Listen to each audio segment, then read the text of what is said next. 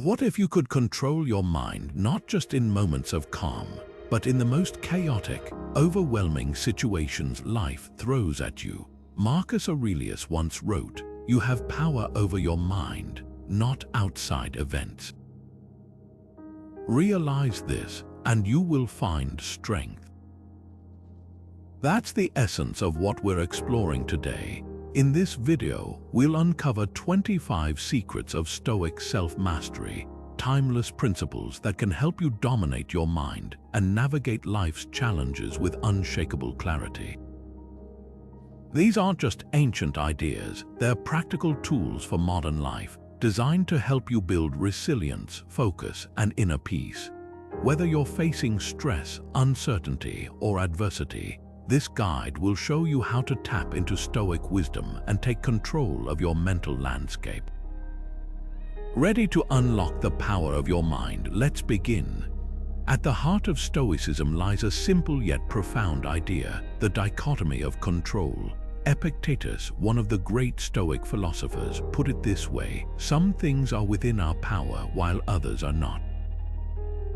This distinction is the foundation of Stoic self-mastery.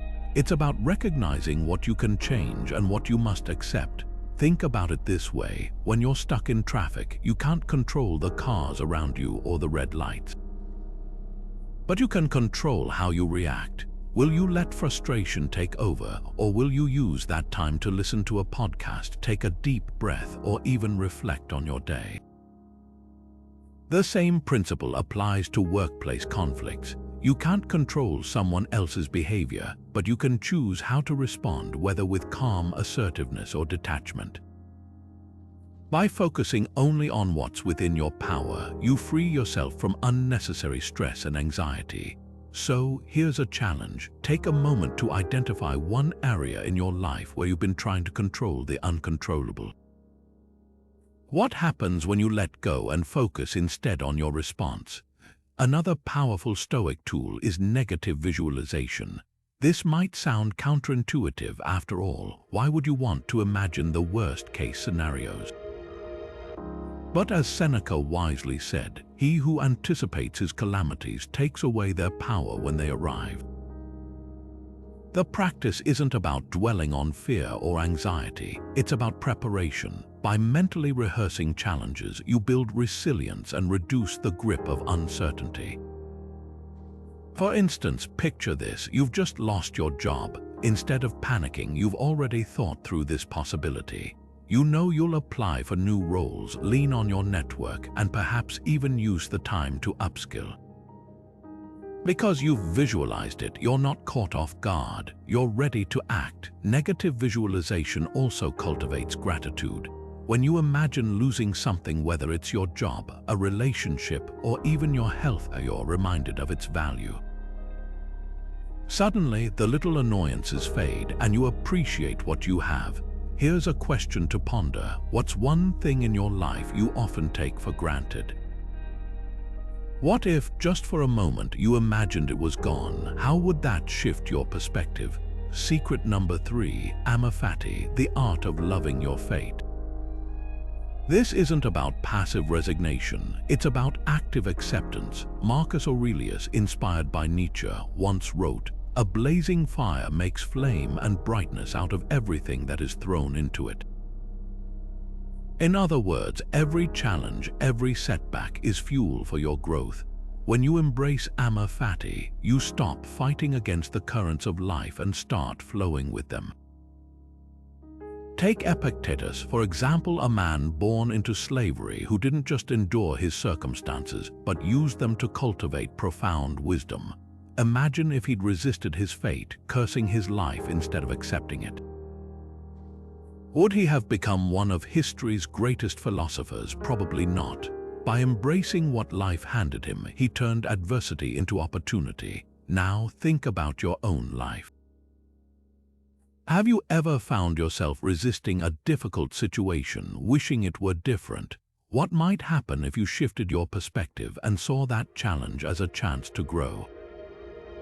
Amor Fati isn't just a philosophy, it's a practice. It's about finding meaning in the mess and strength in the struggle. So here's a thought. What's one challenge you're facing right now that you could start to see as a hidden gift? How often are you truly present, not lost in thoughts about the past or worries about the future, but fully engaged in the here and now? Epictetus once said, "Do not seek to have events happen as you want them to, but instead wish them to happen as they do happen, and your life will go well." This is the essence of mindfulness, a cornerstone of Stoic self-mastery.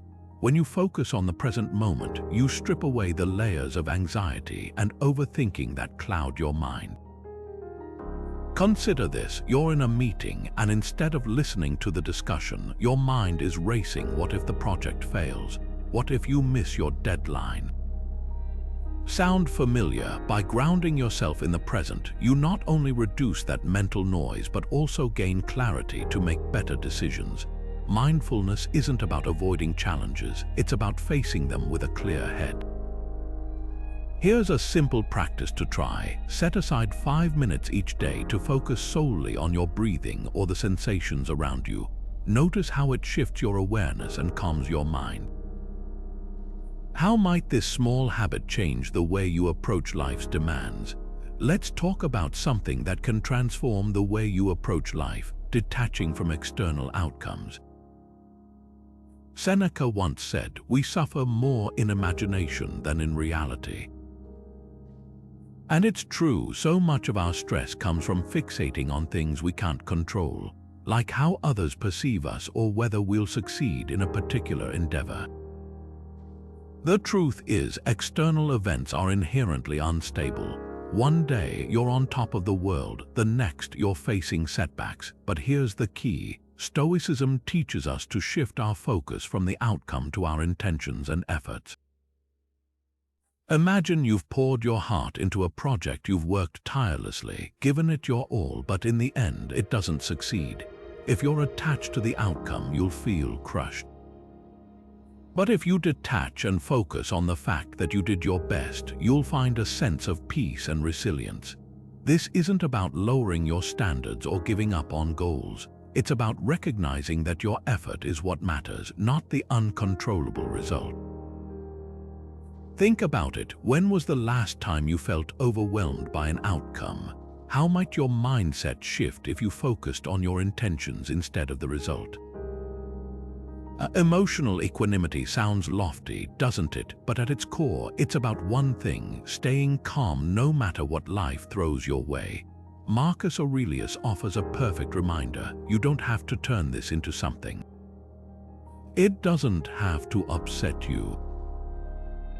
Think about that for a moment. How often do we let emotions dictate our actions, turning small problems into big ones? The Stoic approach is different. It's about observing your emotions without judgment, almost as if you're an outsider looking in. Let's say someone criticizes your work. Your first instinct might be to defend yourself or lash out. But what happens when you pause, take a breath, and observe that anger or defensiveness without letting it take over? By creating that space, you regain control. It's not about suppressing your emotions, it's about understanding them. And here's the practice: the next time you feel a strong emotional reaction, try delaying your response by just 10 seconds. Use that time to breathe and reflect. What's driving this emotion? Is it worth escalating? You might be surprised how much clarity you gain by simply pausing. Here's a truth that might feel uncomfortable at first. Growth doesn't come from ease, it comes from embracing hardship. Secret number 7 is all about practicing voluntary discomfort, a cornerstone of Stoic philosophy. Epictetus said it best: "No man is more unhappy than he who never faces adversity, for he is not permitted to prove himself." What he's saying is this: by willingly stepping into discomfort, we train ourselves to handle life's inevitable challenges with grace and strength. Why does this work? Because when you deliberately expose yourself to small hardships, like skipping a meal or taking a cold shower, you're teaching your mind that discomfort isn't something to fear or avoid. It's just a temporary sensation, something you can endure and even grow from. Over time, this practice builds resilience and reduces your dependence on comfort. Think of it like mental weightlifting. You're strengthening your ability to stay calm and focused, no matter the circumstances. Here's a challenge for you. Today, choose one small discomfort to embrace. Maybe it's turning off your phone for an hour, walking instead of driving, or even just sitting in silence for a few minutes. Notice how it feels and how it prepares you for bigger challenges down the road. Or what if the challenges you face are actually opportunities in disguise? Seneca once said, "Difficulties strengthen the mind as labor does the body." Think about that for a moment. Adversity isn't just something to endure, it's something that can transform you. This is the idea behind reframing challenges as opportunities. It's about shifting your perspective from "why is this happening to me?" to "what can I learn from this?" Take, for example, a career setback. Losing a job or missing out on a promotion can feel devastating in the moment. But what if it's not the end of the road? What if it's a chance to reassess your goals, develop new skills, or even pursue a path you hadn't considered before? History is full of stories of people who turned their biggest obstacles into stepping stones.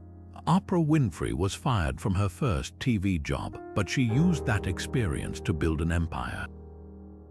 Steve Jobs was ousted from Apple, only to return with a vision that revolutionized the company. The point isn't that setbacks don't hurt, it's that they can be the starting point for something greater. So here's a question. What's one challenge you're facing right now? How might you reframe it as an opportunity for growth? Sometimes, the very thing that feels like a roadblock is actually the path forward. Marcus Aurelius once wrote, "You have to assemble your life yourself, action by action." And that's exactly what strengthening your willpower is all about. Willpower isn't some mystical force, it's the cornerstone of self-mastery, the ability to choose long-term rewards over short-term impulses. Think of it like a muscle. The more you use it, the stronger it gets. But here's the catch. You don't need to lift heavy weights to build it. Small, consistent acts of self-control are enough. Take something as simple as resisting distractions. Imagine you're working on an important project and your phone buzzes with a notification. It's tempting to check it, right? But every time you choose to focus instead, you're exercising that willpower muscle. Over time, these small decisions add up, fortifying your ability to stay disciplined in bigger moments. So here's a challenge for you. Pick one daily habit that requires willpower, whether it's cutting back on social media, waking up earlier, or saying no to that extra slice of cake. Commit to it for a week and notice how it strengthens your mental resolve. Remember, mastery isn't built in a day, it's built moment by moment, decision by decision. What's one small act of self-control you can start practicing today? Picture this. You're standing in a room filled with things, clothes you never wear, gadgets you barely use, and commitments that drain your energy. At first glance, it might seem like abundance, but in reality, it's a weight. This is the burden of excessive wants, and it's something Epictetus warned us about centuries ago when he said, "Wealth consists not in having great possessions, but in having few wants." The truth is, the more we desire, the more we chain ourselves to stress, anxiety, and dissatisfaction. But here's the liberating part. When you simplify your desires, you create space for clarity, for peace, for what truly matters. Take decluttering, for example. When you let go of possessions you no longer need, you're not just clearing your physical space, you're also lightening your mental load. It's a powerful reminder that you don't need more to feel fulfilled. You need less. This principle extends beyond material things. It's about reevaluating your commitments, your goals, even your expectations. When you strip away the excess, you're left with what's essential, and that's where freedom lies. So, here's a question for you. What's one desire you're holding onto that's no longer serving you? Could letting go of it bring you closer to the life you truly want to live? Secret 11, Daily Reflection. Seneca once said, each day before you go to bed, ask yourself, what have I done today? What haven't I done? What should I improve tomorrow? This simple practice, often overlooked, is a cornerstone of Stoic self-mastery. Reflection isn't about dwelling on mistakes or patting yourself on the back. It's about cultivating self-awareness. When you take a few moments each evening to review your day, you create a space for honest evaluation and intentional growth. Imagine this: you've just had a tough conversation with a colleague. Instead of replaying it in your mind or letting frustration simmer, you sit down and write about it. What went well? What could you have handled differently? By reflecting, you're not just processing the event, you're learning from it. This habit also helps you notice patterns. Maybe you're consistently overcommitting or reacting impulsively in certain situations. When you spot these trends, you can start addressing them. Here's an idea to get started. Tonight, set aside 5 minutes to jot down 3 things you're proud of, 1 thing you'd like to improve, and 1 action you'll take tomorrow. Over time, this practice becomes a powerful tool for continuous growth and self-improvement. What if everything, every moment, every experience, every relationship is temporary? Marcus Aurelius once wrote, "The universe is change, our life is what our thoughts make it." This truth, though simple, is profound. Everything around us is in a constant state of flux, yet we often cling to the illusion of permanence. By embracing impermanence, we free ourselves from the grip of attachment and open our hearts to a deeper appreciation of life. Think about this: when a relationship ends, it's natural to feel loss, even grief. But what if, instead of resisting the change, you saw it as part of life's natural rhythm? Relationships, like seasons, have their time. Some bloom for years, others for just a moment. By accepting this, you can cherish the beauty of the experience without being consumed by the pain of its end. The same applies to fleeting moments: a sunset, a child's laughter, a quiet morning coffee. These aren't meant to last forever, and that's what makes them precious. When you stop trying to hold on to what can't be held, you start living fully in the present. Here's a thought to carry with you today. What's 1 moment from your recent past that you're still holding on to? How might letting go of its permanence allow you to appreciate it for what it was, a gift, however brief? Let's dive into Secret 13, focusing on virtue above all. But what does that mean exactly? For the Stoics, virtues like wisdom, courage, justice, and temperance weren't just lofty ideals. They were the foundation of a meaningful life. Epictetus put it this way: first say to yourself what you would be, and then do what you have to do. In other words, living virtuously begins with clarity about who you want to be. It's about aligning your actions with your deepest values, even when it's hard. Take honesty, for example. Imagine you're faced with a situation where lying would make things easier. Maybe it's avoiding an awkward conversation or covering up a mistake. Choosing honesty, though difficult in the moment, strengthens your integrity and builds trust over time. That's the power of virtue. It's not just about doing the right thing. It's about becoming the kind of person who does the right thing, even when no one's watching. Now, here's a question for you. What's 1 area of your life where you could prioritize virtue over convenience? Whether it's speaking up when it's uncomfortable or staying true to your commitments, these small acts of integrity shape who you are and how you navigate the world. Complaining is like running on a treadmill. It takes a lot of energy but gets you nowhere. Seneca once wrote, "We are more often frightened than hurt, and we suffer more from imagination than from reality." Think about that for a moment. How much of our frustration comes not from the situation itself, but from our endless griping about it? When we complain, we're not solving the problem, we're amplifying it. It's as if we're shouting into a void, hoping it will somehow fix things. But here's the truth: complaining doesn't change the situation. it only drains our mental and emotional resources. Take workplace grievances, for example. Instead of venting about a difficult colleague or a tight deadline, what if you focused on actionable steps? Could you have a constructive conversation, delegate tasks, or adjust your approach? The moment you shift from complaining to problem solving, you reclaim your power and open the door to growth. So, here's a challenge. The next time you catch yourself about to complain, pause. Ask yourself, what's one thing I can do to improve this situation? You might be surprised how quickly that mindset shift can transform your day. Secret number 15 invites us to embrace a practice that's simple yet transformative: daily gratitude.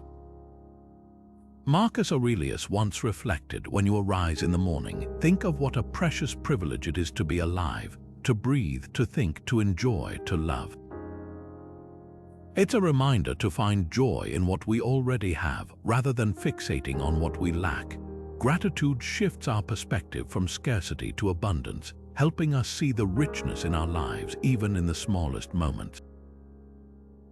Think about it. When was the last time you paused to appreciate something as routine as a warm cup of coffee or a kind word from a friend? These moments, though seemingly insignificant, are where gratitude thrives. Take, for example, a day that feels overwhelming. Maybe you're juggling deadlines or dealing with unexpected challenges. Instead of focusing on the stress, what happens when you take a moment to acknowledge what went well, even if it's just making it through the day or completing one task? Gratitude doesn't erase difficulties, but it gives us a lens to see the good alongside the bad. Here's an invitation. Tonight, before you go to sleep, write down 3 things you're grateful for. It could be a person, an experience, or even a small win. Over time, this simple habit can rewire your brain to notice and celebrate the abundance that's already present in your life. How much do others' opinions control you? Epictetus once said, "It's not what happens to you, but how you react to it that matters." When you're constantly worrying about what others think, you're giving them power over your peace of mind. But here's the truth: their opinions are just that, theirs. They don't define you, and they don't have to dictate your actions. Think about it this way: have you ever held back from doing something you wanted because you were afraid of judgment? Maybe it was sharing a creative project, speaking up in a meeting, or even just dressing the way you like. The fear of criticism can be paralyzing, but when you let go of others' opinions, you free yourself to live authentically. Take social media, for example. It's easy to fall into the trap of seeking likes and comments as validation. But what happens when you stop chasing approval and start posting what truly matters to you? That's when you reclaim your voice and your confidence. The practice isn't about ignoring feedback entirely, it's about distinguishing between constructive input and unnecessary judgment.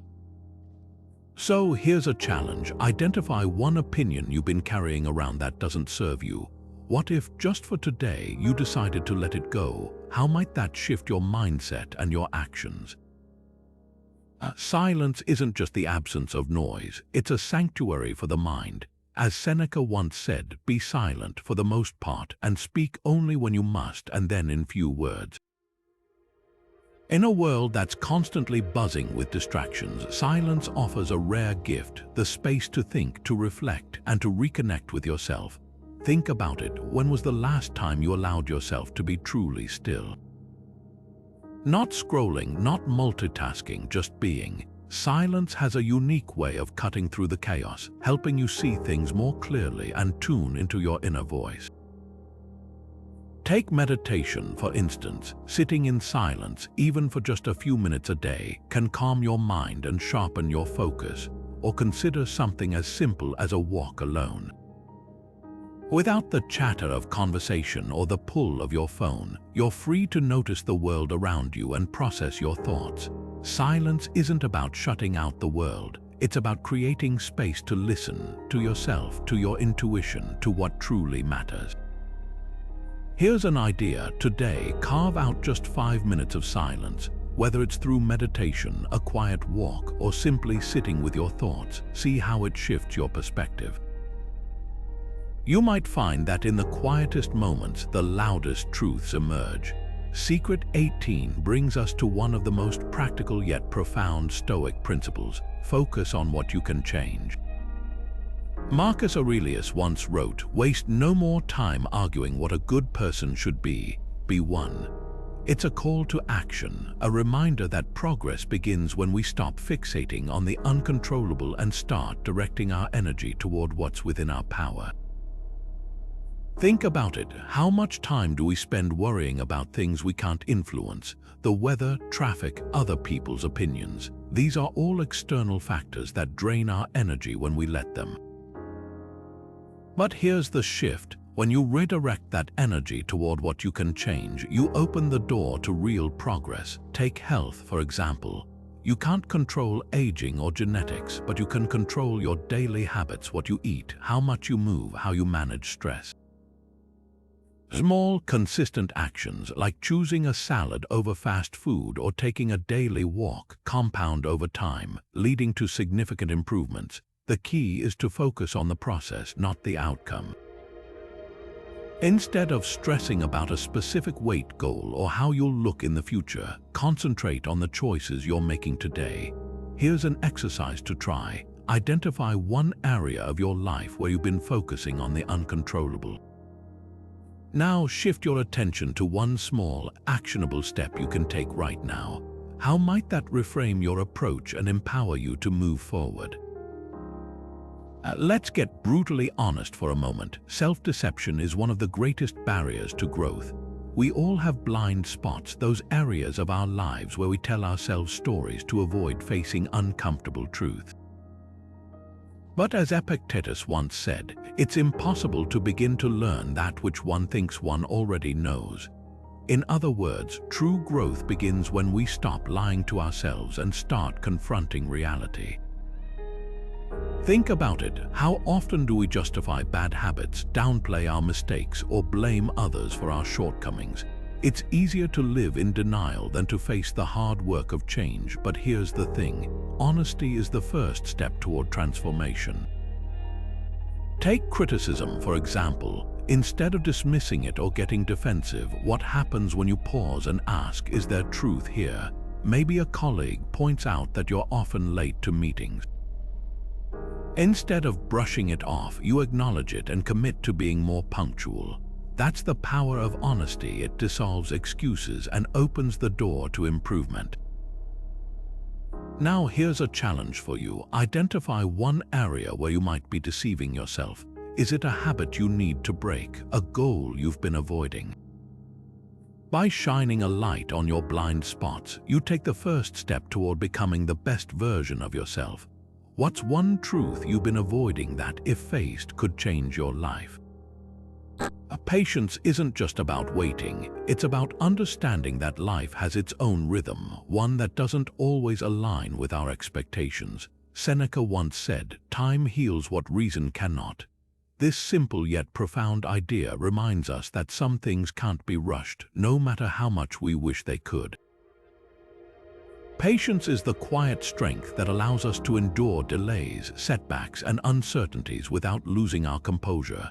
Think about it. How often do we feel frustrated because things aren't moving fast enough? Maybe it's a career goal that's taking longer to achieve than you'd hoped, or a personal project that's hit a snag. In those moments, impatience can feel overwhelming, but here's the shift. When you cultivate patience, you trade frustration for resilience. Take the example of a musician working toward their big break. They could spend years practicing, performing, and facing rejection, but each step builds their skill and character. Without patience, they might give up too soon, missing the opportunity to grow into the artist they're meant to be.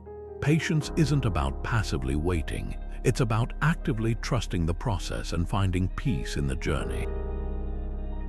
Here's a practice for you. Identify one area in your life where impatience has been creeping in. Instead of focusing on the outcome, try shifting your attention to the small, meaningful steps you're taking along the way. How might this mindset help you stay grounded and resilient in the face of life's inevitable delays?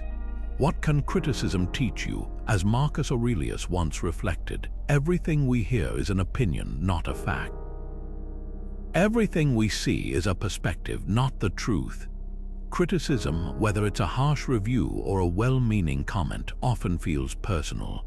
But what if, instead of defending ourselves or dismissing it outright, we saw it as an opportunity to grow? Constructive criticism, even when it stings, can be a powerful catalyst for improvement. Think about it this way: when someone points out a flaw or suggests a better approach, they're offering you a new lens to see yourself or your work. Take the example of an online review. Imagine you've poured your heart into a project only to receive feedback that's less than glowing. Your first instinct might be to feel hurt or defensive. But what happens when you step back and ask, is there something here I can learn? Maybe one person's critique highlights a blind spot you hadn't noticed, or their suggestion sparks a new idea. By reframing criticism as a learning tool, you transform it from a source of frustration into a stepping stone for growth. Here's a challenge: the next time you receive feedback, pause before reacting. Ask yourself, what's one thing I can take away from this? Could it help me improve? When you approach criticism with curiosity instead of resistance, you unlock its potential to make you stronger, wiser, and more resilient.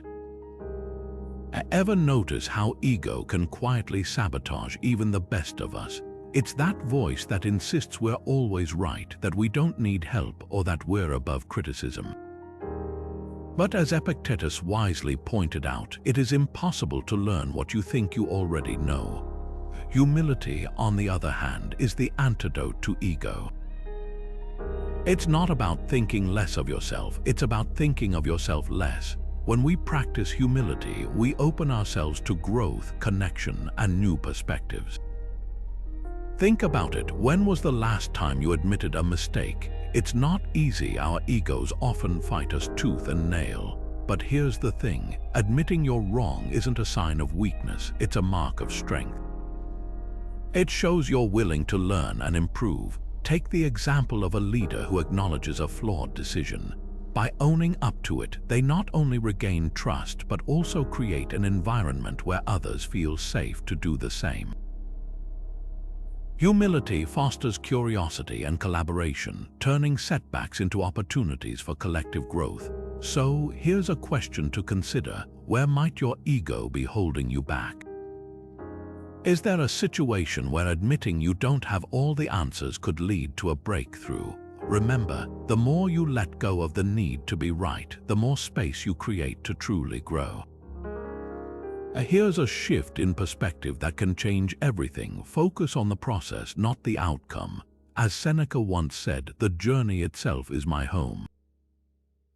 It's a reminder that while goals give us direction, it's the effort we put in the daily grind, the small wins, the lessons learned, that truly shapes us. Think about it: when you're fixated on the end result, whether it's a promotion, a fitness goal, or mastering a new skill, you're setting yourself up for frustration. Goals are often beyond our control, but the process, that's where your power lies. Take learning a musical instrument, for example. If you're only focused on playing a perfect concert, every missed note feels like failure. But if you embrace the joy of practicing, the satisfaction of improving even slightly each day, the journey becomes its own reward. This mindset shift isn't just about reducing stress, it's about finding fulfillment in the here and now. When you focus on the process, you're more likely to stick with it because it's no longer about achieving something, it's about becoming someone. So here's a challenge: think about a goal you're working toward. Can you shift your attention to the steps you're taking to get there? What's one thing you can do today to enjoy the process itself? When you focus on the effort rather than the outcome, you'll find that the journey is where the magic happens. How much of your day is silently stolen by distractions? Marcus Aurelius once wrote, "If you seek tranquility, do less, or more accurately, do what's essential." It's a simple yet profound reminder that focus isn't about doing more, it's about doing what truly matters. In a world filled with notifications, endless scrolling, and constant interruptions, distractions are everywhere, pulling us away from our priorities.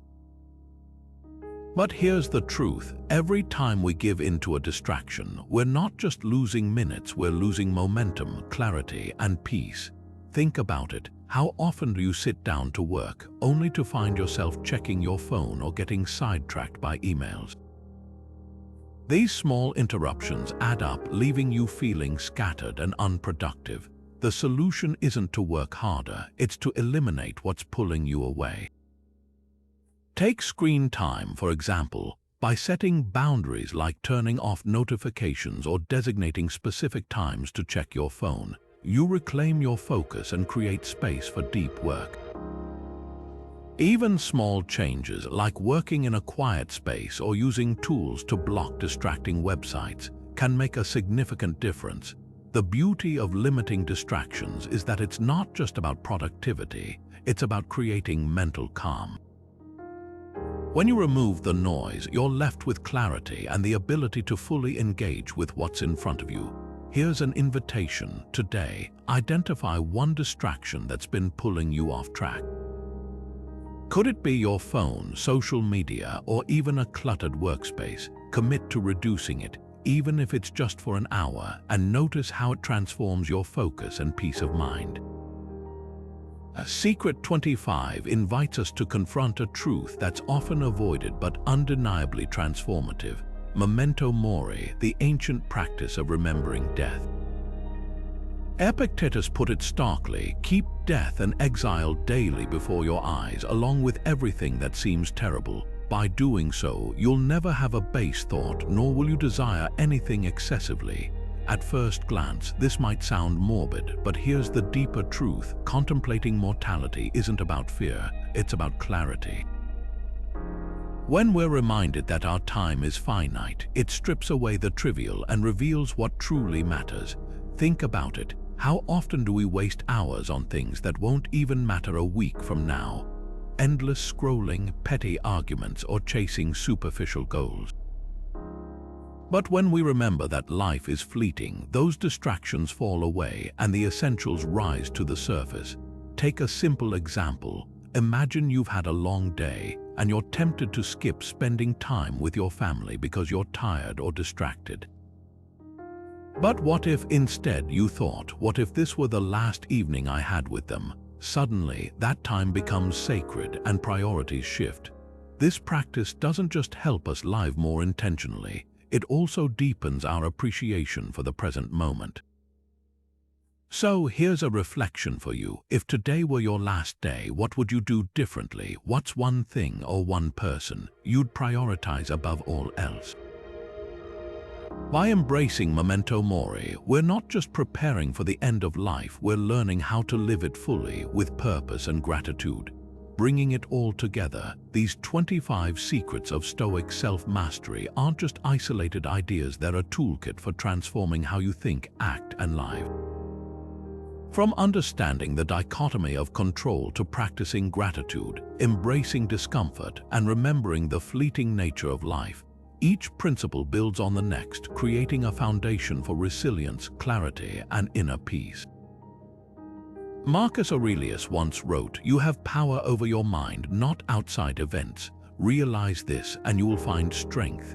That's exactly what these secrets do. They empower you to take charge of your inner world, no matter what's happening around you.